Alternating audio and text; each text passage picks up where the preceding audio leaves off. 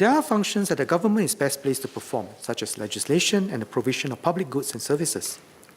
And there are areas where we can achieve more, and much more, when we all work together.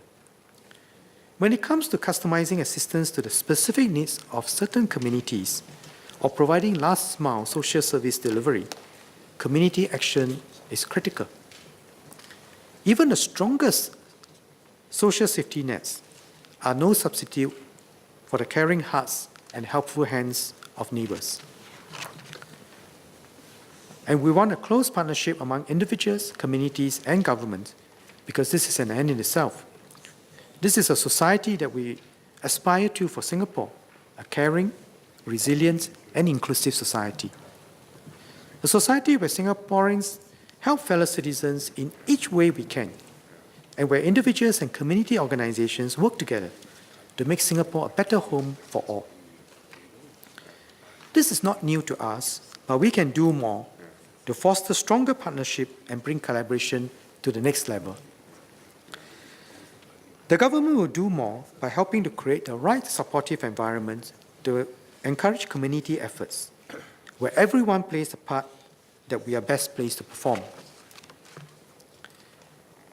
We are placing greater emphasis on bringing together community efforts for key areas of needs.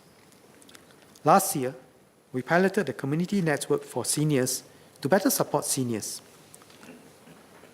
It has brought government and the community together to build communities of care right within our heartlands. In the 3 pilot sites, the community networks have reached out to more than 15,000 seniors, or 40% of seniors there. Of this, they have assisted 380 seniors with multiple needs, engaged over 5,000 seniors in active aging and preventive health, and recruited 180 volunteers to support seniors as they age in the community. It is a small start, but at the same time, it is rewarding to see how community and government work together to touch lives. This is Madam Lee Akiao. It's nice to see her energetic and happy, exercising outdoors. But it wasn't like this for her just 6 months ago. You see, at 70, Madam Lee has weak knees and a history of falls. Until the community network learned about her, Madam Lee was keeping to herself at home, afraid to go out for fear of falling. A Pioneer Generation ambassador visited Madam Lee and saw that she was at risk of social isolation. All the parts of the community networks sprang into action. NTUC Health Cluster Support visited her. They work with HDB to install Grab bars in her home under the EAST program. Rich Community Services Society introduced befrienders to Madam Lee.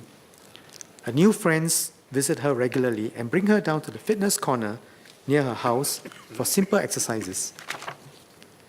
And this is a story of how the community network for seniors, by bringing together the different parts of the community, helped to bring Madam Lee out of isolation and lead a more active lifestyle. The Community Network for Senior pilot shows us the power of partnership. Ms. Joan Pereira, Ms. Ting Pei Ling, and Dr. Lily Neo raised interesting ideas of how we can better support the elderly to age gracefully. These are useful suggestions that we will study further. This budget, we introduced the community mental health efforts and the 3rd Enabling Master Plan. I thank Ms. Cheryl Chan and Associate Professor Fatima Latif for the support for these initiatives, and am confident that community partnership will help us build a more inclusive society. I also take heart to see a growing spirit of enterprise in the social sector. I hope that over time, there will be more enterprising Singaporeans and community organizations that start ground-up initiatives and make significant social impact. Bakery Hearts is one such example. You are started by the AMK FSC Community Services Limited to help prepare unemployed women from low-income families to enter the workforce by equipping them with baking and other skills, while providing them opportunities to supplement their household income. The project grew with support from community resources and is able to touch the lives of many more families. We continue to encourage more of such ground-up projects, as well as philanthropy and volunteerism. Last year, we introduced our Singapore Fund and piloted the Business and IPC Partnership Scheme to encourage more businesses to organize their employees to volunteer and provide services to IPCs.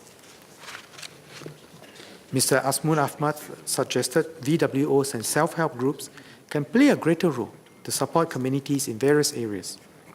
I agree and strongly encourage our community partners to continue building up their capabilities so that they can better serve communities. This budget provides additional funding through the VWO's Charity Capability Fund, or VCF, to support their efforts.